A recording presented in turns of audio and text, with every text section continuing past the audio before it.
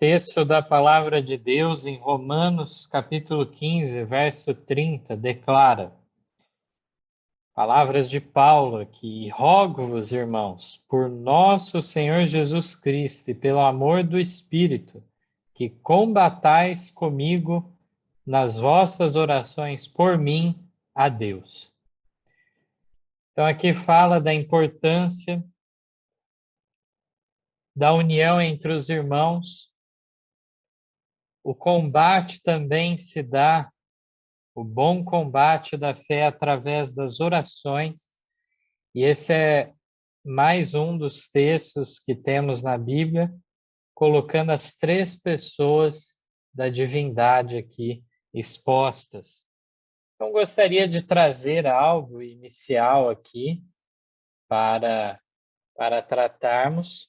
Queria só destacar antes a capa da literatura que servirá de base, já temos comentado algumas vezes. Esta capa, então, uma apostila muito especial que preparamos, uma coletânea, então, de textos bíblicos e do Espírito de Profecia sobre esse tema, incluindo texto também comprovando a natureza humana de Cristo sem pecado. Então, aqui na página 18 dessa apostila, nós temos um texto muito especial do Mensagens Escolhidas, página 343 a 344. Eu não vou ler na íntegra, os irmãos depois em casa leiam com calma na página 18. Toda a narrativa que é apresentada aqui do trabalho de Cristo no santuário celestial, trabalho de intercessão. Mas esse texto é significativo. Neste segundo parágrafo, gostaria de destacar, uma vez que fala sobre o papel do Espírito Santo também. Cristo, nosso mediador, e o Espírito Santo estão constantemente intercedendo em favor do homem, mas o Espírito não pleiteia por nós como faz Cristo, que apresenta seu sangue, derramado desde a fundação do mundo. O Espírito opera em nosso coração, extraindo dele orações e penitência, louvor e ações de graças. A gratidão que dimana de nossos lábios é resultado de tocar o Espírito às cordas da alma em santas memórias, despertando a música do coração. Então, aqueles que insistem numa suposta ligação de Cristo e o Espírito Santo como sendo a mesma pessoa em si, como o Espírito Santo não tivesse a sua personalidade divina, rejeitam textos tais como este, que enfatizam a obra distinta de um e de outro, assim como é visto nas Escrituras. Cristo, de fato, é um consolador e o Espírito Santo é outro consolador. São obras semelhantes, assim como é destacado aqui o trabalho intercessório. No entanto, aqui é distinguido um papel do outro. Ao vermos, então, que o Espírito Santo, o trabalho de intercessão que ele faz é justamente constrangendo a nossa consciência para estarmos em harmonia com a vontade de Deus. Passando adiante já para o próximo texto. O próximo texto se encontra na página 39 da apostila. É um texto da meditação para conhecê-lo, página 12, também presente no comentário bíblico, volume 1, página 1099. Vamos ver o primeiro parágrafo, inicialmente, que declara o seguinte: Eu sou quer dizer uma presença eterna. O passado, o presente e o futuro são a mesma coisa para Deus. Ele vê os mais remotos acontecimentos da história passada e o longínquo futuro com tão clara visão como vemos nós as coisas que ocorrem diariamente. Não sabemos o que se acha diante de nós, e se o soubéssemos, isso não contribuiria para nosso bem eterno. Deus nos dá uma oportunidade de exercer fé e confiança no grande eu sou. Até aqui nós vemos já, inclusive, o significado desse título, desse nome de Deus dado a Moisés naquele encontro no deserto, com aquela manifestação da sarça ardente. Eu sou, então, significa presença eterna, passado, presente, futuro são a mesma coisa para Deus. O texto prossegue declarando o seguinte para nós: diz nosso Salvador, Abraão, vosso pai, exultou, suspirou, diz a versão trinitariana, por ver o meu dia, e viu e alegrou-se. 1500 anos antes de Cristo, deixar sua veste real, sua régia coroa, e abandonar sua posição de honra nas cortes celestes, revestir-se da humanidade, andar como homem entre os filhos dos homens, Abraão viu o seu dia e alegrou-se. Disseram-lhe, pois, os judeus, ainda não tem 50 anos, e viste Abraão? Disse-lhes Jesus, em verdade vos digo que antes que Abraão existisse, eu sou. Então, os textos aí de João 8, 56 a 58 foram citados juntamente, mostrando também que Cristo, então, na sua encarnação, ele teve que deixar suas vestes reais, sua régia coroa que tinha nas cortes celestiais, e ele se identifica, então, com aquele nome dado a Moisés 1500 anos antes, aproximadamente, aquele título, Eu Sou. O texto prossegue no raciocínio, então, sobre esse ponto, e nos diz o seguinte: Cristo usou aí o grande nome de Deus, dado a Moisés para exprimir a ideia da presença eterna. Êxodo 3,14. Isaías também viu Cristo e suas palavras proféticas são cheias de significação. Agora vai dar outro exemplo também, outro profeta que viu então. Diz ele, porque um menino nos nasceu, um filho se nos deu, e o principado está sobre os seus ombros, e o seu nome será maravilhoso conselheiro, Deus forte, Pai da eternidade, príncipe da paz. Falando por intermédio dele, o Senhor diz, eu sou o Senhor teu Deus, o Santo de Israel, o teu Salvador. Não temas, pois, porque estou contigo. Eu sou o Senhor e fora de mim não há Salvador. Vós sois as minhas testemunhas, diz o Senhor. Eu sou Deus. Ainda antes que houvesse dia, eu sou. Eu sou o Senhor, vosso Santo, Criador de Israel, vosso Rei. Ao vir Jesus ao nosso mundo, proclamou-se: eu sou o caminho e a verdade e a vida. Ninguém vem ao Pai senão por mim. O Senhor precisa ser crido e servido como grande eu sou, e nós precisamos confiar nele implicitamente.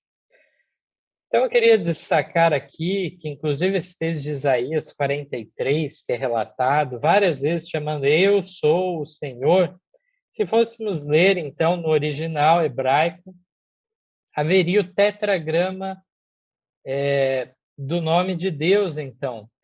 Tetragrama são 4 consoantes, de modo que há uma certa dúvida de como seria a pronúncia, uma vez que os judeus evitavam pronunciar e, em lugar de falar este nome, falavam Adonai, Senhor. Mas é o tetragrama JHVH que nos traz a ideia de Jeová. Então, aqui é uma ligação direta deste que é o Jeová e fora dele não há Salvador. E quem diz isso? O nosso Senhor Jesus Cristo. Um texto muito claro para fortalecer as nossas percepções sobre esse assunto e finaliza dizendo ainda a necessidade de o Senhor precisa ser crido e servido como o grande eu sou. Se não for assim, estaremos desonrando a pessoa de Cristo. Maravilhoso o texto, então, para nós. Na página 53, temos um tópico aqui muito importante. O texto é do Testemunhos para Ministros, página 253. O texto, a sua fonte original é o Special Testimonies to Ministers and Workers, série A, número 5, do ano de 1896. E dentro do assunto da pregação do Evangelho, é asseverado pela mensageira do Senhor o seguinte: tornar-se-á cada vez mais difícil trabalhar nos muitos campos que ainda não foram tocados. Nosso método é: não torneis proeminentes os aspectos objetáveis de nossa fé, que batem muito decididamente contra as práticas e costumes do povo, até que o Senhor lhe dê uma boa oportunidade de conhecer que somos crentes em Cristo, que cremos na divindade de Cristo e em sua preexistência. Demoremos sobre o testemunho do Redentor do mundo. Então, maravilhoso esse texto. Dentro do contexto evangelístico, devemos também avançar nos temas de maneira progressiva. É importante o estudo, por exemplo, dos pontos convergentes, os pontos doutrinários que temos em comum com o protestantismo ou mesmo com o catolicismo. Partindo do ponto em comum, vamos às doutrinas distintivas. E aqui nós encontramos, então, a necessidade de tirar qualquer dúvida, qualquer embaraço do caminho e entender, as pessoas de fora, que os adventistas, então, creem sim na divindade de Cristo, creem também em sua preexistência. Isso é uma preocupação muito válida, se nós formos pensar, inclusive, em algumas seitas que surgiram por volta da mesma época que o Adventismo, ao decorrer do século XIX, e assim são consideradas seitas por outras igrejas evangélicas e protestantes, mas o Adventismo também, igualmente, muitas vezes é colocado na mesma situação, no mesmo parâmetro, uma vez por conta dos pensamentos que há nesses outras duas corporações religiosas que afetam de alguma maneira a crença em Deus de uma forma ou de outra. Devido a isso, então, se pensa que igualmente os adventistas, por terem ideias distintas em várias áreas proféticas, na área da guarda do sábado e assim por diante, que não teria uma ideia tal como a ortodoxia cristã. E não é o caso. Não há um rompimento nesta área. E é isso que a Ellen White está querendo dizer. Se houvesse, pensemos bem agora, raciocinemos nesse particular. Se houvesse, de fato, um pensamento distinto das demais igrejas, Ellen White não teria dito para se iniciar por este ponto, por confirmar, então, que a crença está em comum com as demais igrejas. Então, atentemos para este fato. Na última página aqui, dessa apostila que o Mateus está lendo, pode ser que até ele iria ler, tem um texto maravilhoso que diz assim, falando do tema da Trindade, né, do Deus triuno: vamos consagrar a Ele tudo que somos e tudo que temos, e então possamos todos nós unir para avolumar o cântico. Qual cântico? Louvado seja Deus de quem fluem todas as bênçãos. Louvai-o todas as criaturas aqui embaixo. Louvai-o acima, vós, hostes celestiais, tanto lá em cima como aqui embaixo. Louvai o Pai, o Filho e o Espírito Santo. Revell and Herald, 4 de janeiro de 1881. Toda vez que algum irmão ou amigo da palavra de Deus lê essa palavra filho, não se engane que é uma pessoa criada. Não se engane. Lá em Lucas fala que ele seria chamado filho do Altíssimo, mas seria chamado porque ele é encarnado em Maria e agora nasce com esse corpo humano, né? Então, toda vez que você lê filho, não se assuste. É filho para nós e porque ele realmente adotou a humanidade e ele vai carregar essa humanidade para sempre, para toda a eternidade. Então, isso é maravilhoso, né? Os textos que o Mateus leu devia levar em consideração. E aí, então, nós vamos perceber que nós não podemos perder tempo com esses elementos. Não devemos ficar preocupados, depois que você lê 1 ou 2 ou 3 textos para pessoas desse tipo, que descrê do Deus triuno, e ele endurece, e ele quer torcer, você não perca mais tempo.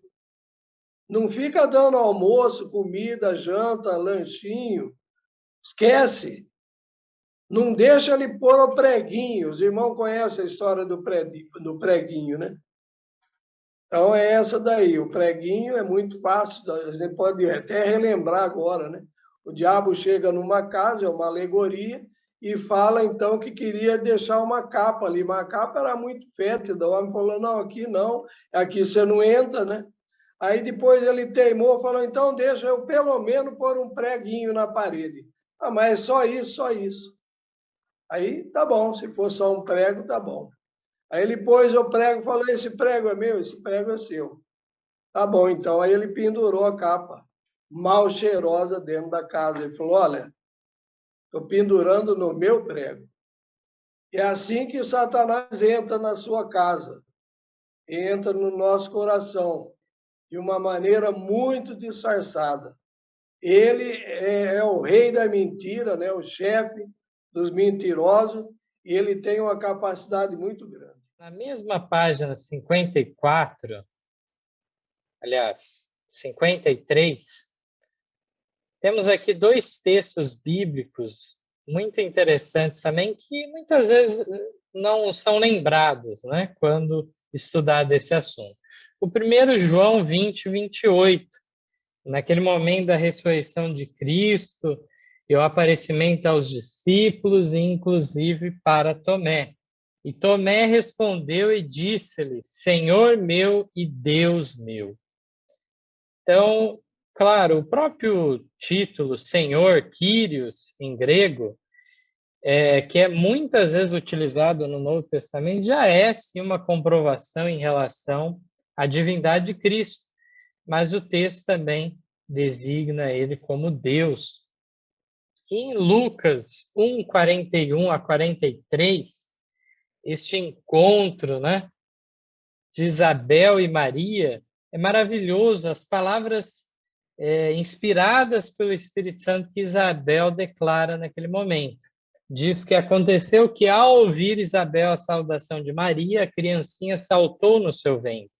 E Isabel foi cheia do Espírito Santo e exclamou com grande voz e disse, bendita és tu entre as mulheres e bendito o fruto do teu ventre. E de onde me provém isto a mim, que venha visitar-me a mãe do meu Senhor? Então, aqui, inspirada pelo Espírito Santo, Isabel passa a trazer todo um cântico, né, de louvor em relação a isso e coloca Maria como mãe do meu Senhor. Palavras muito significativas. E aqui nós temos também, na página 54, na sequência, o texto do grande conflito, página 524. Se os homens rejeitam o testemunho das Escrituras inspiradas concernentes à divindade de Cristo, é em vão arguir com eles sobre este ponto, pois nenhum argumento, por mais conclusivo, poderia convencê-los. O homem natural não compreende as coisas do Espírito de Deus, porque eles parecem loucura, e não pode entendê-las porque elas se discernem espiritualmente. Pessoa alguma que alimente este erro pode ter exato conceito do caráter ou missão de Cristo, nem do grande plano de Deus para a redenção do homem. Isso também de 1 Timóteo 4,10 diz: porque para isso trabalhamos e lutamos, pois esperamos no Deus vivo, que é o Salvador de todos os homens, principalmente dos fiéis. Portanto, nosso Salvador é o próprio Deus, não foi uma obra delegada a um terceiro, então, um anjo não poderia, ainda que quisessem, estavam dispostos a fazer esse sacrifício em favor da humanidade para que não precisasse o próprio Cristo vir e morrer pela humanidade pecadora. Mas não poderia ser assim. A vida que os anjos, então, têm se origina de Deus. É uma vida derivada. Mas em Cristo não há vida derivada, tal como Desejado de Todas as Nações, página 530, nos afirma. Não é emprestada, não é derivada.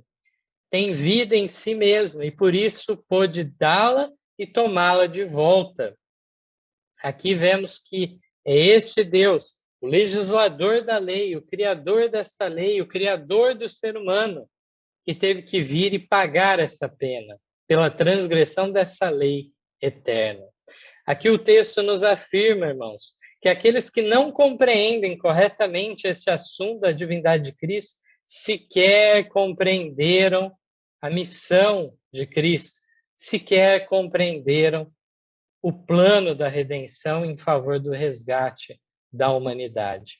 Portanto, é importante estarmos firmados nestas verdades e em tempo algum se desviar delas.